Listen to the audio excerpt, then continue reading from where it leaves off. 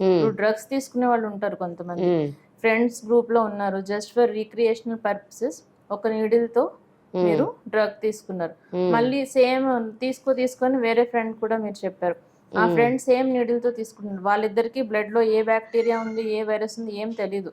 So IV drug abusers ఏంటంటే వాళ్ళు ఒక నీడిల్తో అందరూ ఆ ప్లేస్లో హాస్టల్స్ కానీ ఎక్కడైనా సరే అలా తీసుకోవడం వల్ల that is also most important cause of transmission, route of transmission for HIV as well as other blood borne viruses అంటారు, hepatitis B, hepatitis C, all 3 are blood borne viruses అనమాట. సో ఒకటి వస్తే సేమ్ రూట్తో ఇంకోటి కూడా వచ్చే అవకాశం ఉంటుంది.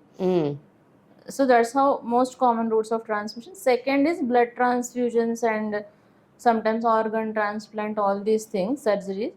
బట్ యూజువల్లీ ఇది ముందు చాలా ఎక్కువ ఉండేదండి, బ్లడ్ టెస్టింగ్ అప్పుడు సరిగా అవ్వనప్పుడు మేబీ 30-40 years బ్యాక్ ఉండేది.